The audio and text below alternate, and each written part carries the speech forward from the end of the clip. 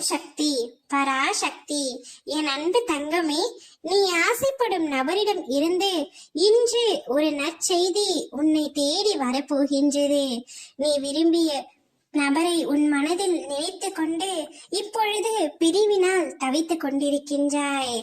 அவரிடம் நான் ஒரு வார்த்தையாவது பேசிவிட மாட்டேனா என்ற ஏக்கத்தில் ஒவ்வொரு நாளும் அவரையே நினைத்து என்னிடம் உருகி வேண்டிக் கொள்கின்றாய்.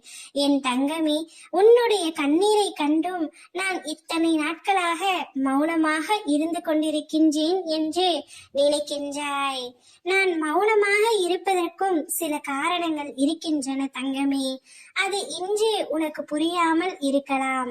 ஆனால் நிச்சயமாக அதை நீ உணர்ந்து கவலை கொள்ளாதே. நிம்மதியாக இரு. நீ எந்த நற்செய்தி உன்னை தேடி வர வேண்டும் என்று ஆசைப்பட்டாயோ, யாரிடம் பேச வேண்டும் என்று ஏங்கி ஒவ்வொரு நாட்களும் தவித்துக் கொண்டிருந்தாயோ, அந்த நபரை உன்னை தேடி அம்மா நான் வர செய்ய போகின்றேன். என் பிள்ளையான உன்னை ஆனந்த முகத்துடன் பார்க்கவே நான் ஆசைப்படுகின்றேன்.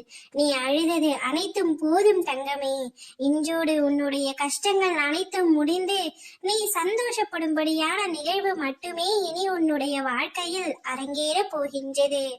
அப்பொழுது நீ என்னை முழுமையாக உணர்ந்து கொள்வாய். ஆனந்த கண்ணீருடன் எனக்கு நன்றி கூறவும் ஓடோடி வருவாய்.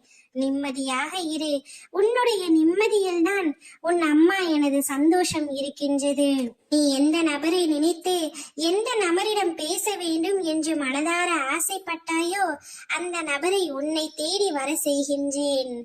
அவருடைய தவறை உணர்ந்து உன்னிடம் மன்னிப்பு கேட்கும்படி உன் அம்மா நான் செய்கின்றேன்.